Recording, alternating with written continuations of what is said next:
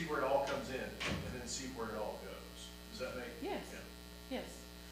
Yeah, and typically how it works is you submit an invoice and we pay that invoice up to the amount that we allot to you. So, Okay. in other words, it's not a check of 15 grand, you go spend it. Right, right. And so, anyway. Just trying to understand. Oh, I understand that. It's the public's money, so I we're try to trying keep the actual rodeo contestant money is kind of like its own thing.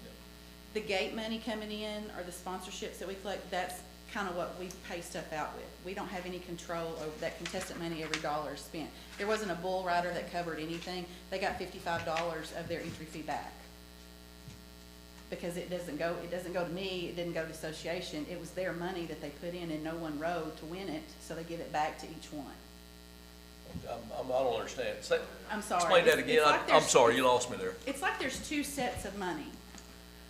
So when the contestants pay an entry fee, that money is for just that college rodeo. I have nothing to do with that. Do they pay it to your entity? Yes, they paid it to me. I wrote down that they paid, and then I fixed the payout envelopes and went back. There was nothing left. Back to the contestants that won. I think it's a prize pool. I got you. It's like a jackpot. Yeah, I got you. Well, let's not call it that. Sorry. It's a prize for. Yeah. Yeah. And again, is there any registration fee that's paid to any national organization? Yes, part of that entry fee goes to that national organization. And I can get a breakdown of all that. I just don't know that off the top of my head. I understand, and I'm not, nor do I think that they're asking for that. Okay. I just think that, look at that, they're asking for it in the event they approve it. I think the commission's gonna wanna see the sources and uses of all revenue. Gotcha. So that they can track, and I think it's gonna help you, frankly, make a determination on where, maybe you can achieve some efficiencies and perhaps maybe try to amp up some other spending to do other things. But I do know that from past experience, two things. One is they're gonna see where all the money comes in, and they're gonna see where all the money goes out. And let's hope those things balance pretty close. Right. As a for-profit entity, what are your As a goals? what? As a for-profit entity, what are your goals in being the person that hosts this event? We just would like And to runs not be in the hole. Yeah. I mean, breaking even is fine. Making a little bit for our time and effort to put on the rodeo, and I mean little, like if we hired you to work at this rodeo, we would pay you $200 a performance to work it. And I feel like if I worked that performance, I would want to get paid $200 too. It does.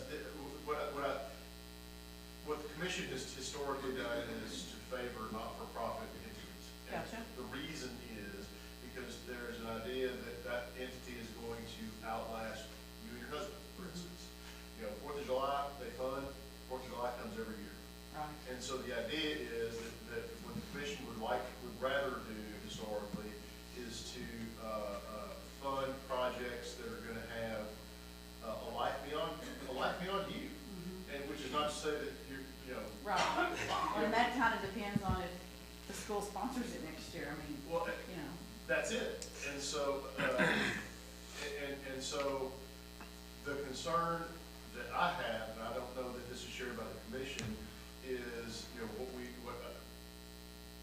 while yes, this is a one-time thing, what we would like to do is try to build, what I think the commission would like to do is build a relationship with an entity and with schools that can guarantee a 10-year like that, and 20, forever and always.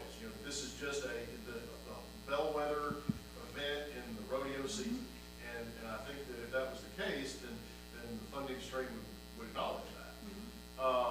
And it's frankly more difficult to do in a for-profit setting versus a not-for-profit setting, because you can have a board, you can have a group of people that is going to be there, and I say this with respect. Your children are they still in college? no, they've all graduated. But Thank the Lord they've had that. I'm saying, and I applaud your dedication.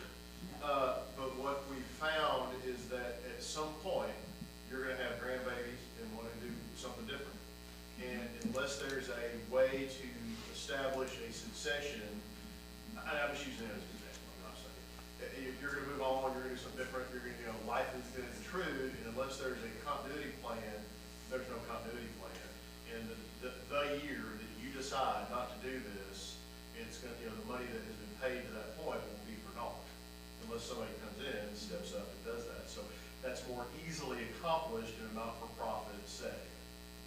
to say, I applaud you. I mean, Correct. to step out and do this No doubt. takes a lot of your time and No doubt. effort. It really does. And I appreciate the fact that you have chosen Cersei. We want to support you, Yes. okay? We have to work within certain parameters because we are beholden to the public. I mean, this is Right. not our money, this is their money. Right. And so we've got to be good caretakers of that money. And so the questions we're asking is not to try to hammer you, or it's to just try to learn and Well, and I understand. don't know how to answer some of them. I so- know, That's all right. I know, and it's a, you know, and I think, when is this event? April 16th, 17th, and 18th. Okay. Well, whether or not we fund it, I want to make sure you understand that, personally, I appreciate you doing thank you. this, and I appreciate you picking Cersei, and, I applaud you for doing this, whether or not we grant or not, I wanted you to know that. Okay, Right. appreciate that. The other thing I want to mention, this is nothing to do with their money. What I think you're going to find is that fundraising is going to be more, you're going to be able to fundraise from the community if you're not-for-profit because the donations are going to be tax deductible. Right. Donation to a for-profit entity is not going to be a tax deductible donation. So that if, for instance, if you're coming to my law firm to ask for money, I would ask them what's your not-for-profit status, and I would be more reluctant to give funds to a for-profit entity, even though I think what you're doing is awesome, because I can't deduct that. So, I mean, I'm just saying that as a going forward, on a going forward basis, I would suggest that you look at maybe incorporating some of the people on board to actually run this, and also look at some not-for-profit status to increase your fundraising. I will branch out and say, since I'm the ambulance lady that she talks to, it is packed out there. Yeah, I mean, it's yeah, packed. that's cool.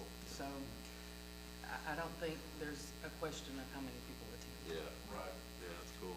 And again, I'm just trying to think, 20 years in the future. Sure. I'm not, I think what she's doing is fantastic, and I agree with what, I have family that have done collegiate rodeo. If you think this is a small thing, disavow yourself of that right now. It's humongous. Yeah. And so it's gonna be a huge boon for the city. I just think that we need to try to provide a little bit of guidance to see, say, what can we do to make this thing something that's gonna last into 2030, 2040, 2070, have this be a jewel in the crown for the state of Arkansas, for collegiate rodeo, and for the participants in that. Is this the only one in Arkansas? No. Okay, Southern Arkansas University hosts one, okay. and University of Arkansas at Monticello hosts one. They both have established teams, Yeah, and each student on the team brings in sponsorship money. gotcha, yeah. Yep, And that's yep. kind of how that works. Maybe Harding University could, Yeah, I don't know, I mean, I don't know what it takes for a university to be established at the national level, but, the whole thing is a college has to give up their rodeo for you to have rodeo. And we just picked 15 as a ballpark. I mean, we're open to whatever you suggest. We're open to, if you'd rather do a sponsorship and let somebody run a flag around the arena. I mean, that's totally up to this committee.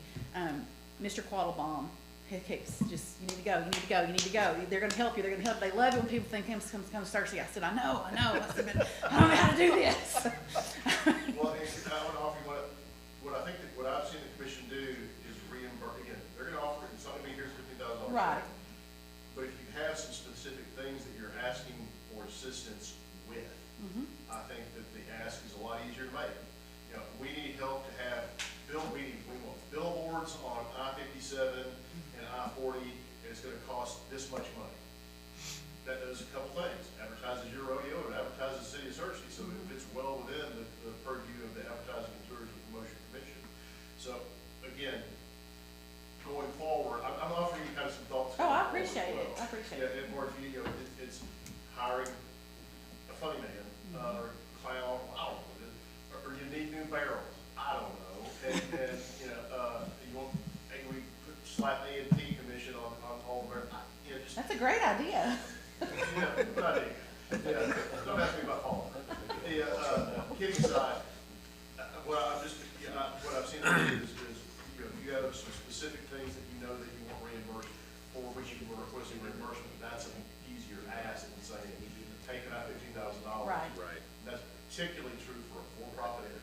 Gotcha. Because it's just, it's a little bit, And think in terms of the way we think up here, because this is our mission is, Right. how do we bring people from outside the city into the city? How do we invest dollars that we have to meet that mission? That's what we're trying to do every time we hand out grants.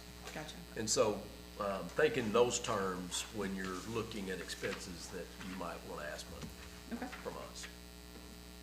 And I think, question to you, I think you had, your event is on April already, right? I think this is just a review meeting, isn't it? Yes. Yes. So I don't know how quickly you need to know before you know that you wanna do this event 100%, or you just waiting for this money before you, or you're gonna do the event anyway? Or We're what? having the event regardless. Okay. It's already in the books, it's already been approved at the national level, the school's already signed off on it. We will host the event. We were just hoping for some help with paying for things to have the event. Can you tell me those dates again? Because I reached out to your husband and I never got an answer. So what was, Yeah. what was those again? April 16th, 17th, and 18th. Okay, thank you. I think what they're doing, I think great. Like Ms. Tanya said, I think we've seen the effect, right? I think we've seen people, restaurant busy, the hotel busy. I think we wanted to help you, but I don't know, is it something, you know what I mean? We should consider. I think your effort is good, like, you just positive, right? If you don't have, give you money, you say you're gonna do that We're anyway, having right? it, yeah, So we're I having think it you're still anyway. bringing the people to the Cersei anyway, I think, and the number of the state you put it up, I think is great to show the White County, but also the Cersei, the hospitality we give out in Cersei. I think that some of the people come back, you know what I Yes. mean? That they probably come back to different rodeo, you know?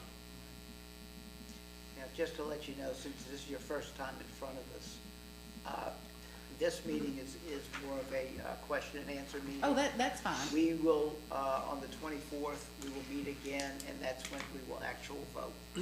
February 24th? Yes, ma'am. Okay. Hopefully you probably have a little bit more breakdown, right? Probably. Yeah, send So, out to- what would you like for me to bring back? Or I can email before then, just like, Some of your just a expenses. Yes, just some of your Excel sheet of what was expenses, yes, spent? you can Okay. email them, and I'll make sure that the commission gets them.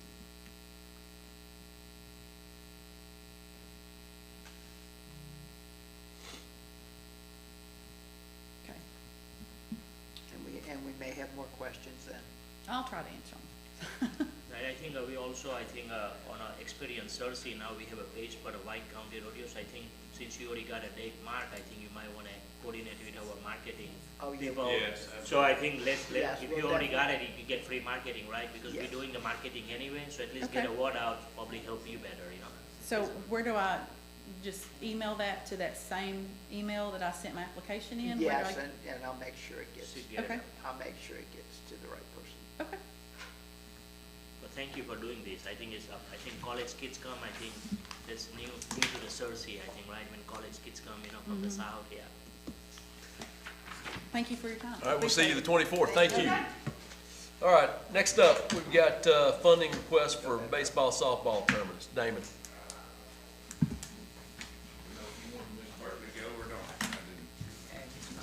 So, good morning. Cersei Parks and Recs is requesting $66,000 to support 24 tournaments for calendar year '26. Same process as before. You know, them meeting the goal of having 30 teams, minimum 30 teams registered for that tournament. And that director gets that $3,000 for bringing that tournament to Cersei. How many do you have booked? 24. 24. So 24, And it breaks 52, down the How many did we have last year? 11. Man, how many? 11. And I want to say, these tournaments are bringing in revenue to the city. Oh, absolutely. They're having a big impact, Yeah. so. Things are looking good out there. Y'all are doing a good job. Thank you. Yes. Thank you very much. Probably one of the biggest impacts that we're seeing currently. And is that a 2-day long tournament? So on all the baseball, yes. Softball, we've got 7 of those 24 tournaments are softball, 3 are 2-day tournaments.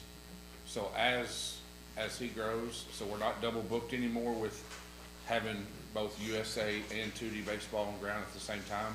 So as those registrations grow, so if they hit 34 teams or more, they'll move over to the baseball side on the softball. So the last two tournaments of the year, they occupied 7 fields, and there's, that's all 4 softball and 3 of the 4 in baseball.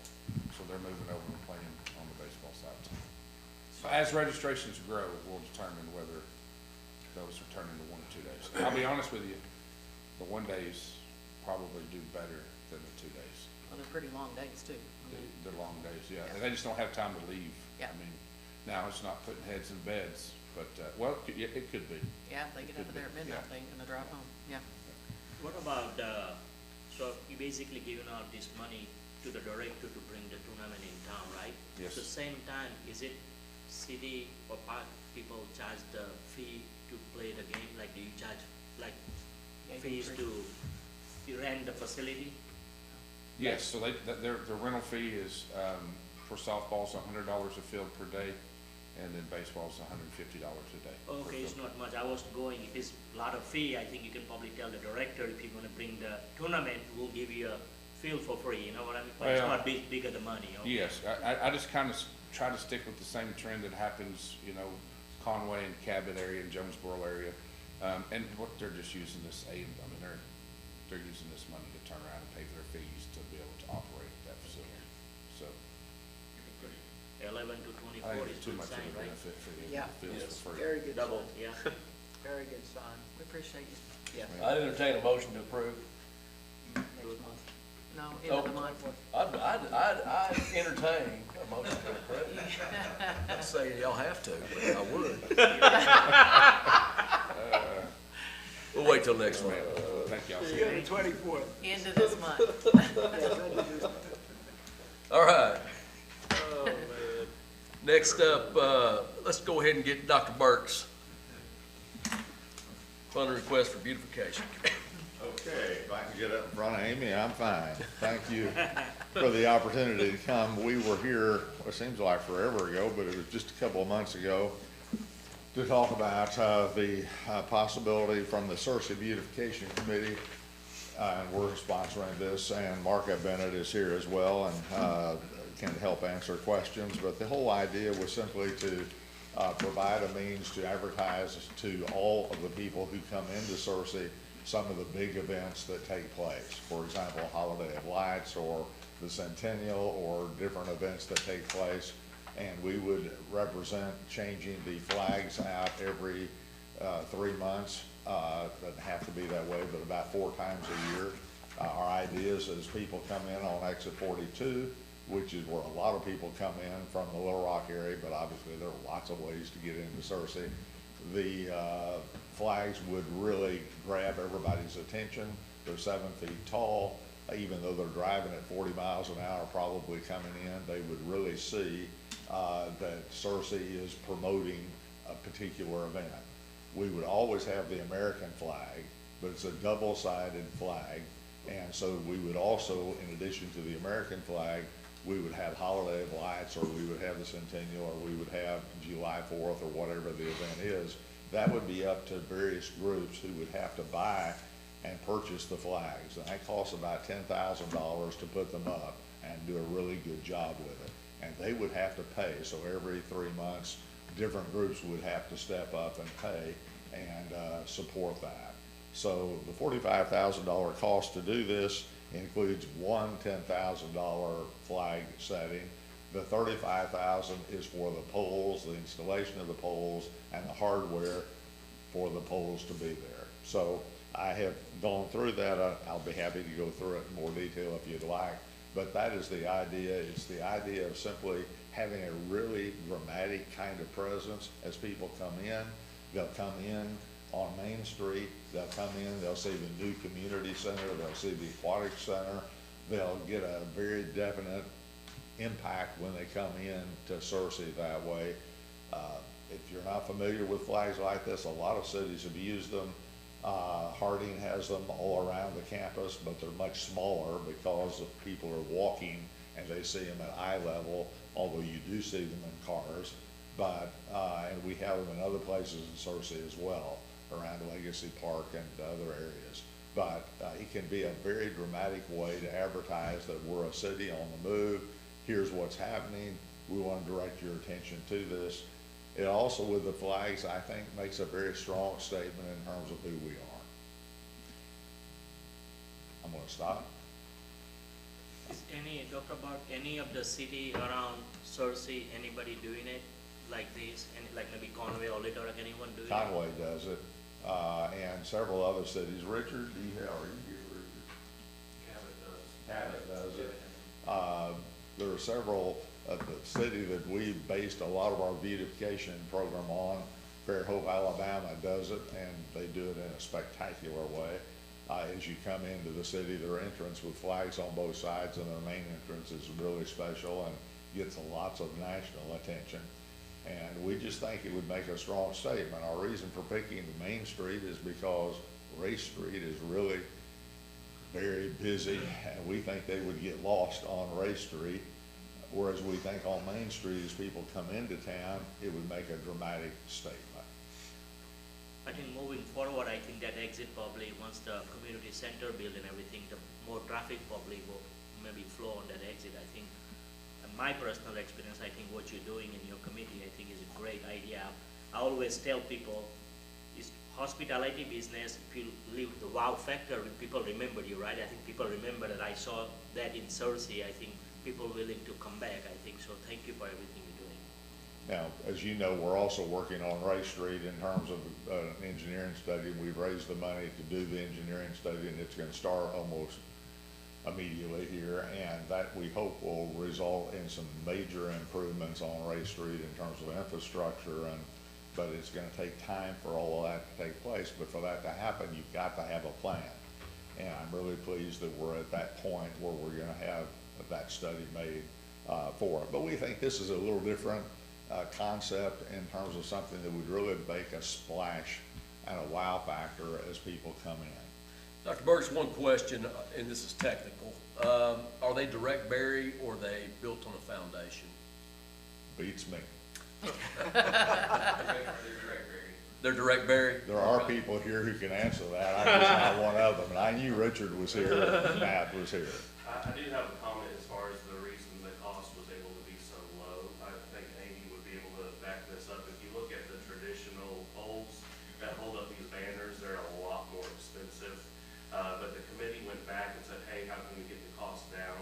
So they're looking at using similar poles as what was constructed for the backstops at the ballparks, and then just putting a cap on it, and then affixing the hardware to that. That was how they were able to get the cost much, much lower for the Like hardware. a third of what it would have been otherwise. They still gonna last, I mean, like, a good long time, or what, I mean, like, Oh, these poles will quality be visually, it'll still 4 be feet good, I in the guess. ground. Just like the backstop at the ballpark. Now, They were planning on having them powder coated black, so they'll really look nice too. And the city is gonna maintain the cost of repairs and all that stuff, I guess. That's the understanding I have. now you say the plan is to put them by the light poles. Correct. Are those They lights? won't always be exactly Are that way those because lights the gonna- light poles right. are kind of staggered. Right, are they gonna be strong enough? I've driven down, I've made it a point to drive down 42 at night, quite, that exit quite a few times, and, I just have a concern whether the lights are gonna be bright enough to really show the flags at night. They will help. We think that's the best place to put them because for us to put lights on the flags is a very expensive proposition. So our compromise situation was we want to get them as close to the lights as possible, and we think that will help.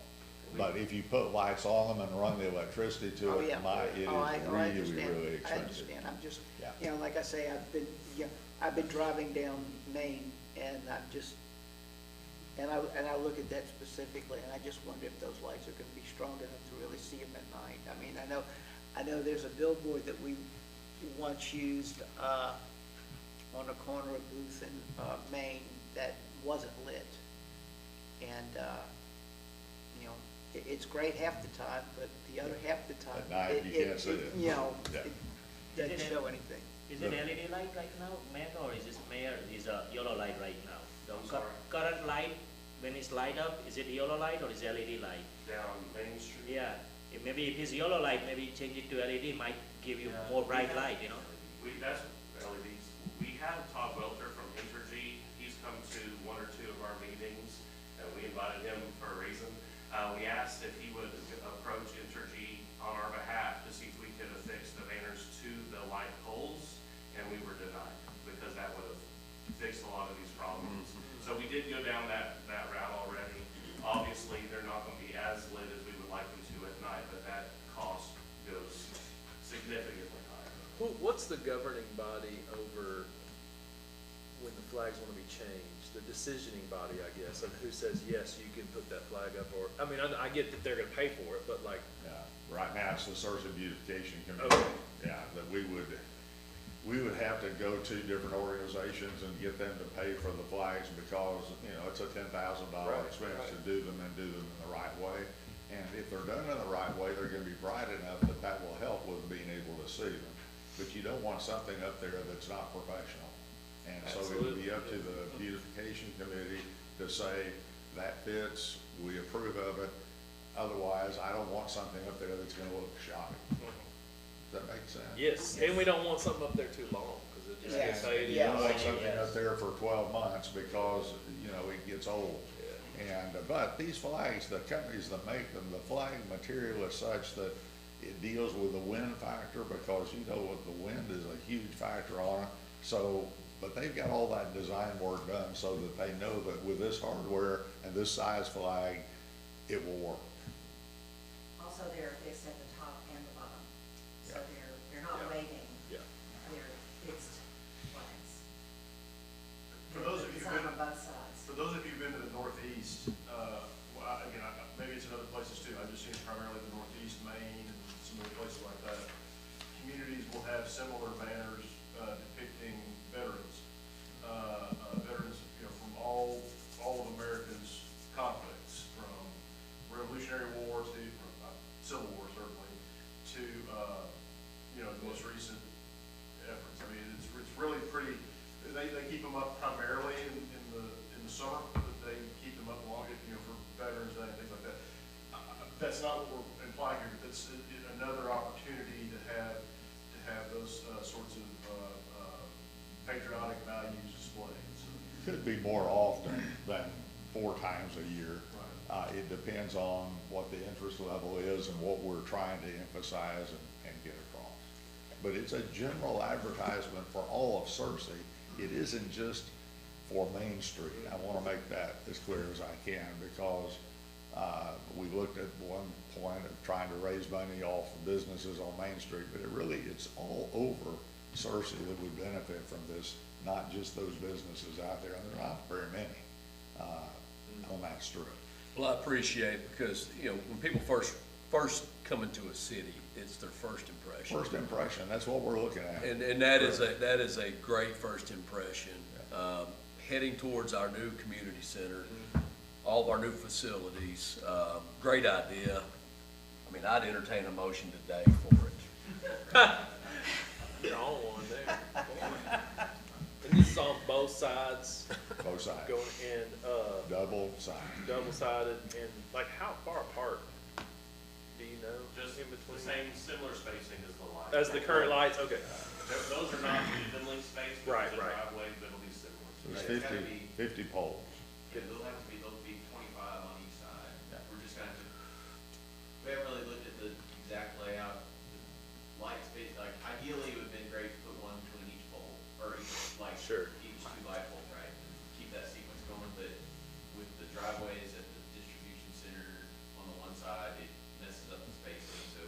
I wouldn't be We too wanna try to scared. keep them as even as possible. Yeah, I was gonna say, I wouldn't be too scared though to bleed into, past booth, Yeah. you know, really, like, if you had to, I think that'd be, I think that, yeah, I mean, it keeps the tie going. The 25 will get us, I think, you want them close enough Right, where it makes that, you get them Makes that spaced impression. out, then it doesn't, you miss them. yeah, When they start to get kind of tight together, yeah. that's when you start to see them as a, you know, kind of that colonnade kind of effect. But you are y'all waiting on us to approve, to order? What's the timeline? Yeah, we would What's your- order them as soon as we get approval. Okay. If you were to make a motion today and pass it, we would order them. I would be for that. We would order the poles. It's gonna take a while to put them in, but yes, we'd like to go ahead and get this started and then have the initial flags put up. Yeah, that's our timetable, is this year. If you're looking for motion to approve, I'll go ahead and put motion to approve today. Yeah, Can we the tabled them commissioner- once. Can the commissioner jump?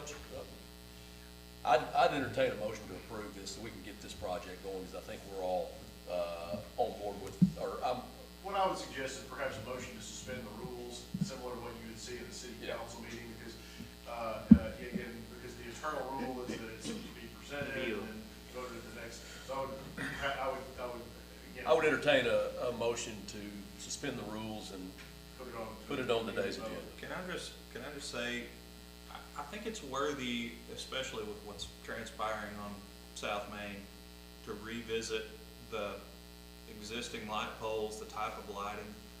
Tommy raised a pretty good point. It's a bit lackluster, and I don't know the avenues we have to go through to, Richard, you may have some insight on how to pursue that, but I mean, I think the lights along Main, I'll have to double check our LED, over time, energy is slowly changing out all the Yeah, street lights that's true. with LEDs. There- I think most of the ones in Cersei that are, the big energy highway lights are now LEDs. Yeah. But, I'll verify that. I drive through there at night frequently, and they're the more yellow lights, and I think with a statement like this. Yeah, we could work with energy to do that. What's going on, to try and make that statement, some bright, fresh lighting would dramatically help that. It would. I'm texting them now. Okay. I'd entertain a motion to suspend the ruls, for a vote immediately today. So moved. So moved. Got a motion by Gary, a second by Reese. All those in favor? Aye. All right. The That was rules unanimous. suspended. It requires a two-thirds vote to suspend the rules, and that appears to be unanimous. Yes. All right, I would now entertain a motion to approve, the flag project brought to us by the Cersei Beautification Committee. So moved. Got a motion by Gary and a second by Reese. All those in favor? Aye. All opposed? Motion carries. Thank you. Thank y'all. We appreciate it very much, and I think you'll like it. Excited about it. Yeah. All right, Amy.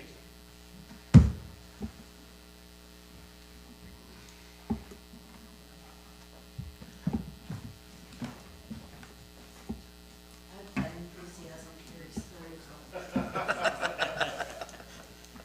I don't know, you were late. So, as the director of nonprofit, some say I'm cheap, I say I'm frugal. FYI, HP printers block generic ink cartridges. So that being said, sorry about the quality of ink print on some of these photos in this report. So I was having a battle with it. Okay, so we'll do the wrap up, or recap first.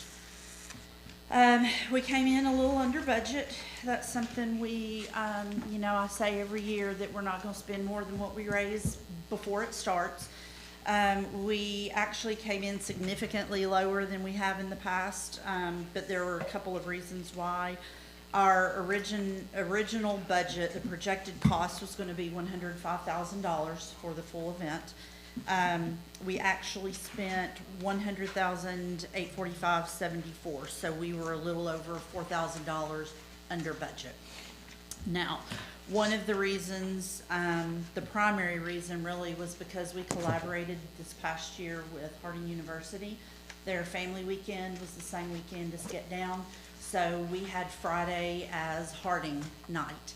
So instead of us booking our bands, Harding University took on that responsibility. The Thundering Herd came, so we had the marching band out there, and they booked the music lineup, and it was a wonderful collaboration. This upcoming year, it does not fall on the same weekend. However, we have already talked, the next time it does hit on the same weekend as Get Down, we are definitely partnering again. It brought in a broader crowd, which we saw roll into Saturday's attendance as well. So we saved money on the bookings on Friday night, and then we had a couple of cancellations. The train, Main Street through support, we always pay for the train, and it broke down, so we saved on 2 rental days of that. And then the Little Rock Zoo had a scheduling conflict last minute, so we did not end up having to pay our booking fee for the zoo educators to come with animals. So we ended up coming under budget, close to 5,000, a little over 4,000. If you will look through the pictures on page, I think 4 through, the billboard was new this past year. We appreciate being able to use that billboard. Main Street Cersei, we just paid for the vinyl on that. It looked so good. And then we had the week or 2 weeks, I think, before the event, there was a vacancy on the digital billboard out by Bass Pro Shop in West Little Rock, and Michelle got Get Down up there too. We had multiple calls in the Main Street office asking about an address so that they could GPS to get here from out of town. We had people asking for hotel recommendations. We had people asking where to park. I got calls from people all over the state. So I think the billboards really helped us this year. The one on 57 got a lot of notice. And it really, our color choice this past year was very vibrant, so the billboards were very noticeable. And you can see that in that first photo in that spread, those 3 pages. I'd also like for you to notice in some of those crowd shots, this, no doubt, we always talk about, we see an increase in attendance every year. This past year was an exponential increase in attendance.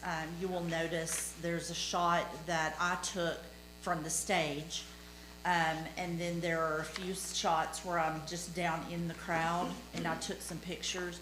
But you'll notice that from the stage, you'll see that the crowd was solid 2 blocks back. So we had people, not just a few mingling around looking at vendor locations, but during the concert, we actually had lawn chairs 2 blocks back.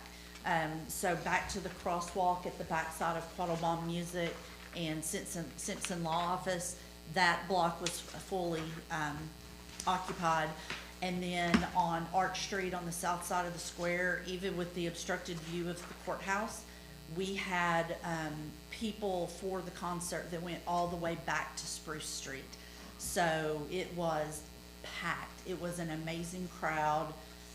The weather was good. You know, that's just kind of a luck of the draw thing. But I think the weather helped. I think the additional promotions that we did statewide definitely helped. I think the partnership with the A&P Commission, Experience Cersei, Michelle did a great job in helping us to drive our marketing message through social media and through billboard placement. So, you know, I think Joe Nichols was a great pick. He was still, had some relatively current hits. I think that some of the younger market segment knew who he was still, so we saw a crowd like we have never seen. What you got coming this year? Well, that all depends on if my funding request is approved for what I'm asking for. So I will say, I've had some pressure on who to book this year because Joe Nichols is going to be a pretty hard one to top. I do already have my artist availability list from the booking agent that we use out of Nashville. I have a short list of about 4. I do have one that I would really like to book. You know, in the past, over the last 2 years, I was able to book two. We got Rodney Atkins, he asked 50, we got him for 35.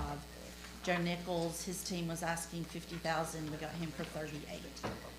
My number one hope for this year is an artist that is asking 50,000 to 75,000. However, the booking agent that I use said that she is confident that he would book for 40. We'll see. So I will make a lowball offer to that artist, and then if that doesn't work out, I do have about 3 or 4 others on our short list that was selected through the committee and just feedback that I get from the community that who people want to come. Do you feel like having Joe Nichols, I mean, that really had an impact on the amount of people? Absolutely. So that is a major factor on the amount of people that come into town? That's the number one factor. We do have a reputation around the state of being a good event for vendors, so we get vendors from all around Arkansas, including a few from other states.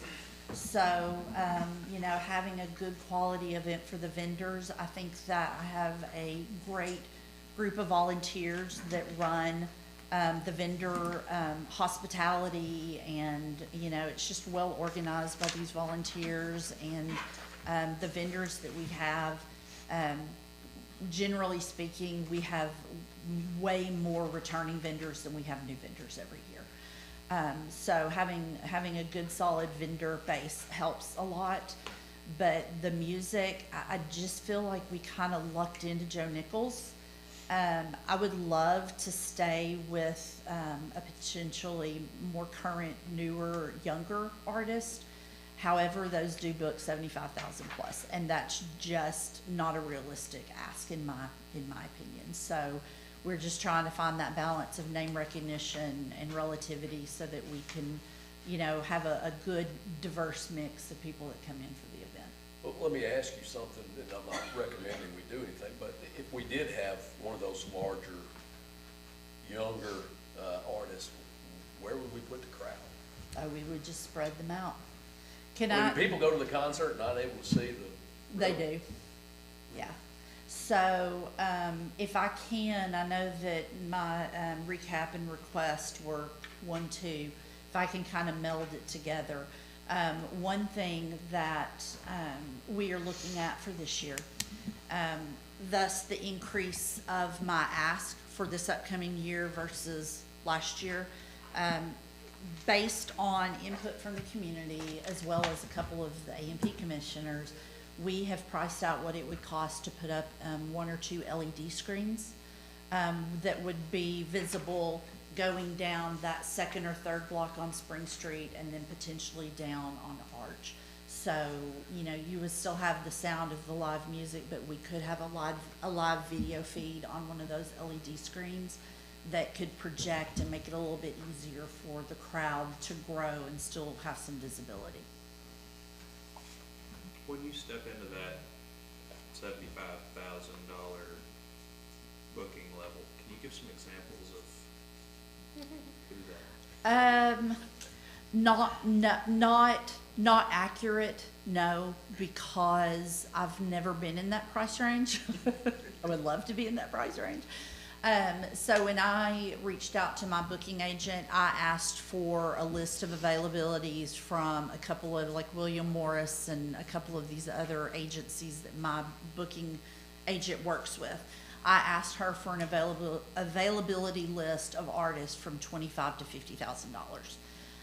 But there were a couple that I asked about specifically, such as the one that I've gotten a lot of requests for, and he's the one that is coming in at $75,000. But again, she recommended making a $40,000 offer. One of the reasons I'm asking earlier than usual, I usually don't come in front of you for a couple of months, but I was feeling the pressure of having to find an artist comparable to Joe Nichols, or, you know, with more recognition even. But also, if we book early enough, some of these larger, pricier acts, My agent's very good about booking additional shows for them. She and I have a personal friendship that we've have over the years, so she kind of uses some of her leverage. If you'll do this show in Searcy and take a $15,000 price reduction, then I'll book you for, whatever casino in Oklahoma. Or she will help me find an act that might have a show in, can't remember if it was Joe Nichols or Rodney Atkins, but he performed, I think, in Indiana on Friday night and drove through the night to get to Searcy to play here because they could just route it on their way back to Nashville. So you can get price breaks that way too.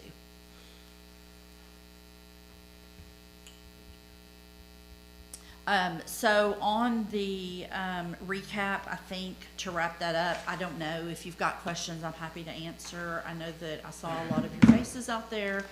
You all know after this many years what it entails. On the request going into this year, the price increase primarily, obviously the standard, the cost of everything is going up. Printing costs are higher, t-shirt costs are higher. But we have included the price of the LED screen, one, potentially two. And then the feedback that we have gotten, people are ready for some additional family-friendly activities. So we would like to, instead of just having the train, maybe a rock wall, a couple things in the kids zone, we would like to book 3 or 4 carnival-style rides for kids. So that is reflected in this price increase, as well as the liability insurance to cover the addition of those rides. We don't want to do the same event every year, and that's just something we feel like we could add.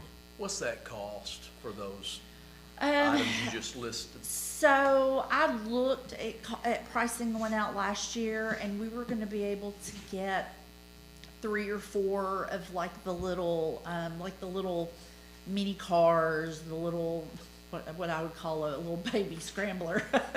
And it was going to be $10,000 for 4 rides last year.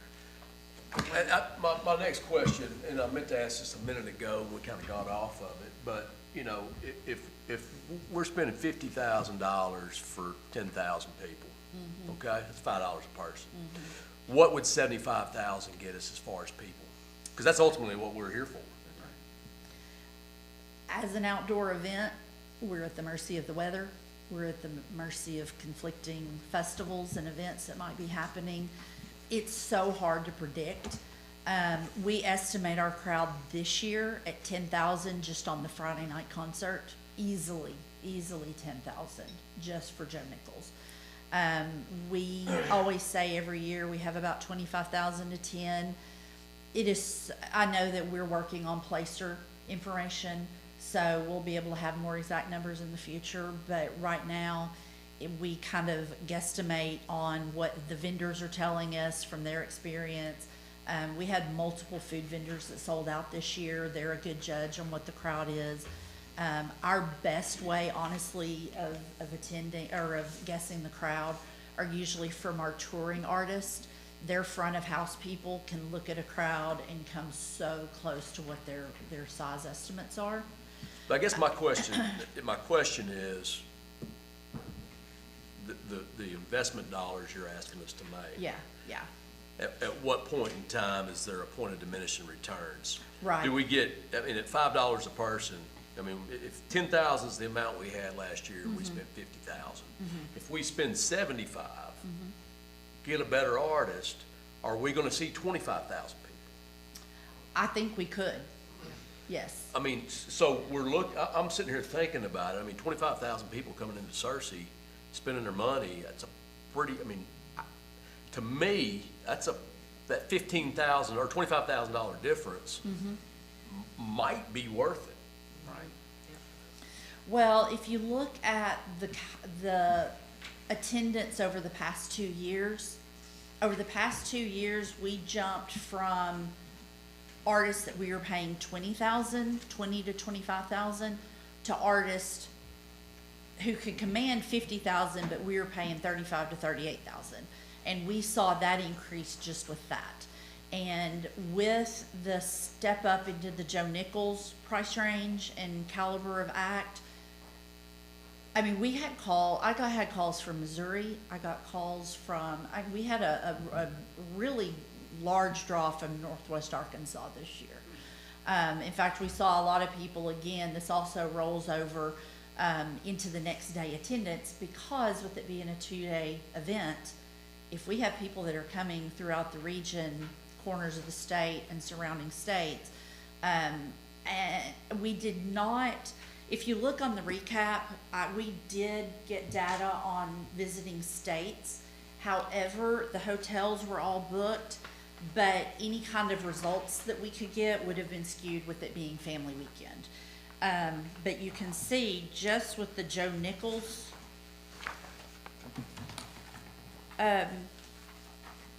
performance, we collected information showing visitors from 12 different states. And then of those 12 states, and I know, again, it's hard to judge, were they here for family weekend, were they here for Get Down? However, even if they were at family weekend, they're still coming in to Get Down, and they're still investing in our vendors and small businesses that are running downtown. But of those 12 states, just the bands alone that we booked represented 9 different states, and that I had in 16 hotel rooms, just me. Have we tried to match up family weekend with Get Down Downtown again? It all depends on what their football schedule is. Dr. Burks could probably speak to that better, but it is all based on their football schedule. But we're not moving our weekend. It's the same one every time. Yeah, fall is so busy. Once you land on a weekend, you can't really move it because you're gonna step on other events. I know we've been here a long time. Yeah. I got one more question. And this goes to kind of the discussion. Are we insured? Oh, absolutely. Okay, so if it rains, we've got. I do not do rain insurance, no. What would rain insurance cost? So- I mean, if we're spending $50,000 for an act. Yeah. And it rains, Yeah. and they say, we're not, it's in their contract, they don't have to blame it rains. Right. We're kind of at risk there, aren't we? Yes. So, out of, y'all may jinx me. So out of 16 years, we've only had, 1 cancellation, and it was. Just book it now. Right. Oh, you're gonna jinx me. How much does rain insurance cost? So rain insurance is kind of a weird deal. Rain insurance is one of those things that we've not paid for it just because you have to pay, your premium is based on the amount of rain. So if. What? It's not based on if some guy says I'm not doing it? Because it's raining? No, it's based on. If it sprinkles and he's like, I ain't going out there. Well, can you tie his contract to the insurance language? I mean, Probably so. there's gotta be a way to, Potentially. there's gotta be a way. Yeah, there's got to. They, in all of the artist contracts that I get, they have a force majeure, so acts of God, you still have to pay.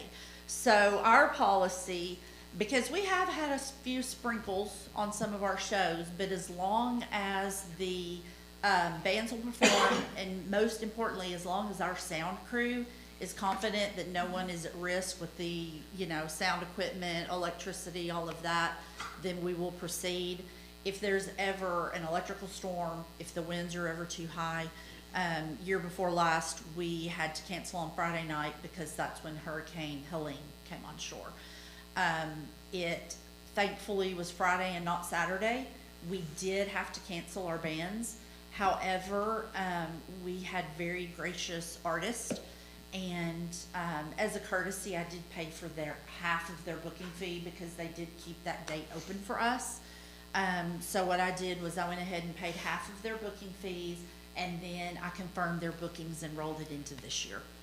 So I'd be happy to look into rain insurance. I was about to say, if without regard to the decision that they make today, if it's possible, could you at least provide at the next meeting? Absolutely. Again, and I'm sure, 1 inch is gonna be $1,000, 2 inches is gonna be $2,500. And that's how it works, yeah. Right, and so if because, of course, they're insuring for more risks. Yeah. And so if you could, I think it's gonna be important for us to know kind of, and while it's gonna be probably event specific, at least an idea of what you're talking about, and maybe try to build that into future events, because, you know, it's a lot of money that's being requested. It's something that we can use to insure against some of that loss. I think that the council commission rather would be Yeah. very. Well, and I think and I would love to know this, if you could get this data, correlation between dollars spent and crowd size. I think that's important. We can get the data. I mean, I would love to see that data, because at the end of the day, I think this is an opportunity to really concentrate some dollars and have an enormous impact.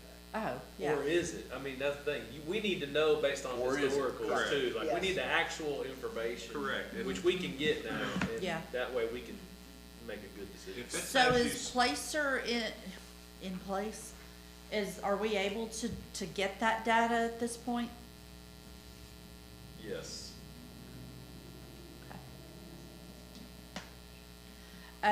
So on the rain insurance, I would love to do that. However, and I know it sounds crazy to say that we run this on a shoestring budget when you look at what we spend on it, but for the size and duration of a 2-day event, we really do keep it, like, we do not have a bunch of fat to trim. I think we would, So I think we we've would want not- the insurance on. And I the would act that love we are that. paying I've for. just Yeah. not done it in the past just because that was such an added cost. We do most definitely carry a hefty liability policy. Last year we spent over $4,000 to insure the 2-day event. I mean, I would be, On liability. depending on what it costs, I mean, that might be Yeah. something that we wanna cover. I can look into I mean, that 'cause- and I 'cause- can email that. I'll send it to Tommy and I'll get some premium I'd feel better estimates. about giving the money if I knew we Yeah. had some, Right. risk mitigation. Yep. And the cost increase for this year, like I said, that would be for insurance for a few rides and then for the LED walls. But if you all would entertain a higher increase, I would be happy to call my agent and say, hey, bump us up into the next price. Because they really do go in, you know, this caliber of artist is in this price range. And there is a noticeable difference in the caliber of artists you get when you jump up into that next price Could we range. have, I mean, make that call, but could we have some data showing what we can expect, the increase in crowd? And let's, I mean, we'll go with the number you gave us, 10,000 is what we got for 50,000. Okay. What are we gonna get for 75? What can we expect as far as crowd jump? And then we can just Yeah. do the analytics and go, this is worth it, not worth it. Right, right. Amy, what approximate time slot was the headlining act? The time of day, Yeah. 7:30, I think, 7:30 to 9. So when we book an artist, we always book them for 75 to 90 minutes, the headliner, with the emphasis put on the 90-minute. So I actually ended up in the emergency room at Get Down this year, so, but I do know that I got a text from the ER that Joe Nichols was still on the stage, like around 9:30 last night, or 9:30 that night. So he ended up playing for a couple of hours. Have you approached any businesses about, like, I would think, if you're saying, hey, this year we're kind of thinking about doing an LED screen, if you sponsor it, you're all We over could. that. You know, that seems like a good, I don't know. Yes, I would be willing to do that. However, I would not hold a lot of hope out for that just because there are only so many businesses in a town this size, and I feel like, you know, 5,000 is our largest sponsorship, and I just feel like with other events that are happening in the community and with the way small businesses are right now, you know, the hospitals and the banks, they can only support so much. So I would not be adverse to asking for specific I don't see sponsorship Walmart on on that. this list. Yeah. So Walmart's hit and miss. Walmart has sponsored in the past. They did not last year. don't think they did year before last, but then, I do know within the past 3 years, they were on the sponsorship list. You said 5,000 is your highest? As of right now, we are looking I for mean, I some said, if you had a board, you increases. said, look, 10,000, you're the exclusive one on this board, or 15, or Yeah. whatever. Anyway. If we could get it. What are those LED screens gonna cost, do you know yet? They're gonna run anywhere from 5,000 to 7,000, depending on what size we get. There's 2 size options. I think as we grow, it's almost a necessity for people to be able to see. Especially if we think about going with a bigger tier entertainer. We definitely want people to be able to, if not see directly, at least have a visual. Do you have a place to store these LED screens, and who's gonna be responsible for them year to year? It would be a rental. Okay. It's good. 5 to 7 to rent for 2 days. And the positioning of it, obviously the logistics aren't locked in this early, but we are looking at putting it on the, potentially either dropping it down from the roof or putting it on a stand flush against the wall of where the marketing office is at First Security, right there at that corner. So if it's in our budget to only do one, we could kind of angle it where they could see it going down Arch, but also going down Spring. And we would also have that video running throughout the event. So as vendors down Arch and Spring Street are going on during the day, they would have some visibility for all the bands through the day. You said potentially the marketing office window at First Security? Interesting. Potentially. But I am open to sponsorship opportunities for any local bank in town, Mr. Jones. Yeah, it's hard to find me on here.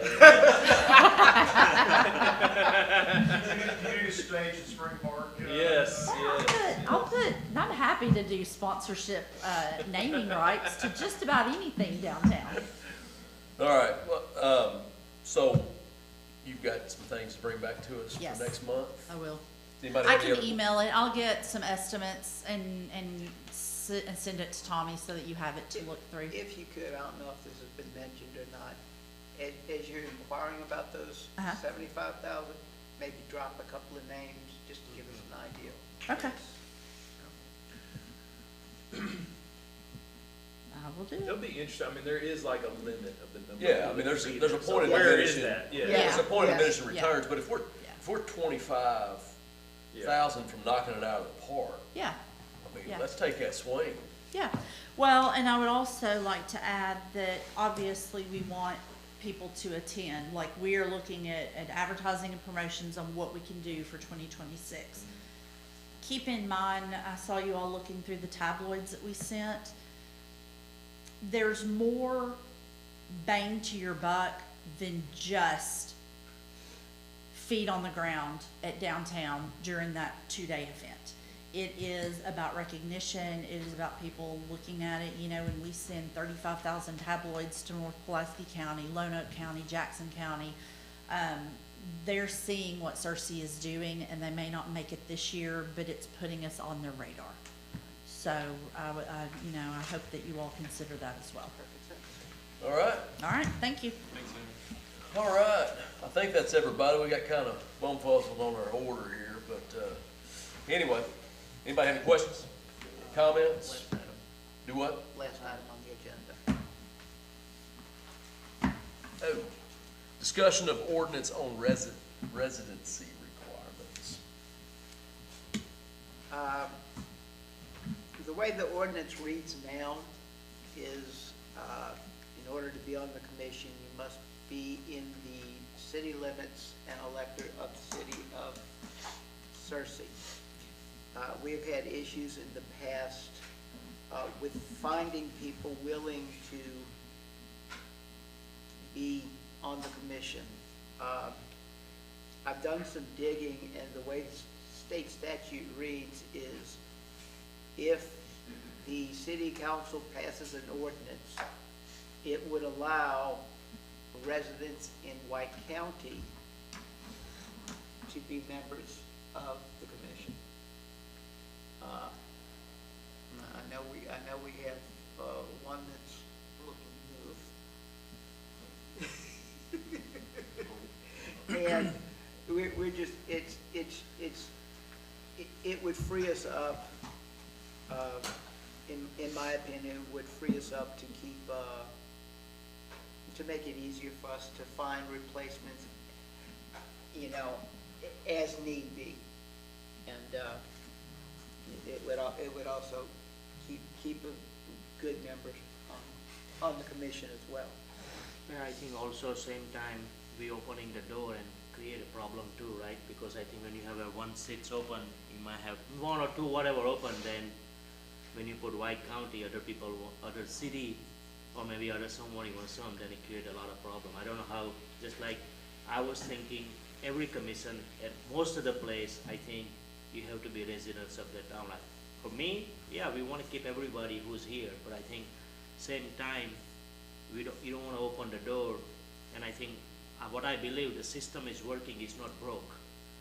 If it's, you know, if it's, Right. then I think it's gonna create more problem. I think this is just my view. I think I don't know, Sure. Buck, your experience as attorney, sir?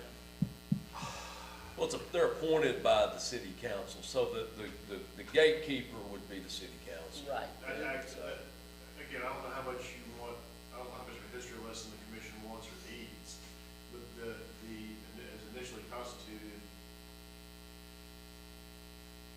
one of the points of attack on spending public fisc was electors in the city of Searcy versus electors in White County. The statute does permit the modification of the ordinance to be persons residing in White County. The initial version of the A&P Commission included that, and that was ultimately rejected. But there's been a lot of water under the bridge. We've done a lot of good work for the citizens of this community and this county, frankly. And I don't know whether that would be something that would be subject to collateral attack or not. Well, at the end of the day, from a functionality standpoint, it's getting hard to find people to serve on this commission that fit the criteria. And I think that's, and I think the spirit of what we're wanting to do is, I mean, you got people that live right outside the city that aren't eligible to serve on the commission, who would be great commission members.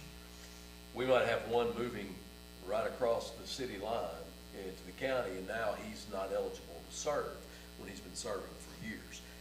I think that's what the spirit of this is trying to catch. And, you know, at the end of the day, it would be the decision and appointment by the mayor and the city council. So the question is, do we trust the city council as the commission to make those decisions, or do we not? So that's ultimately an individual decision by each commission member. Do they have to pay the same tax? Yes. Yeah. Well, they would pay it when they Purchase buy ticket or grocery, restaurant. go to a restaurant, or, you know, stay in a hotel. Yeah, the statute does not permit the extension of the A&P tax to sales outside the city limits. Yeah. So again, these would be, you know, again, the tax can only, it stops at the corporate limits of the city of Searcy. The other question that has been asked from time to time is, well, can you expend it 1 mile outside the city limits? The short answer is, the statute doesn't say that.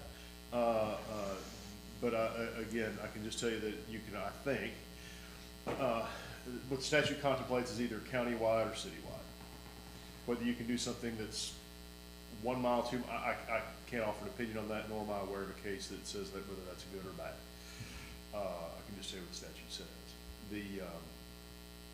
But again, it would be the city council's decision, because it would require an amendment to the enabling ordinance for that to happen.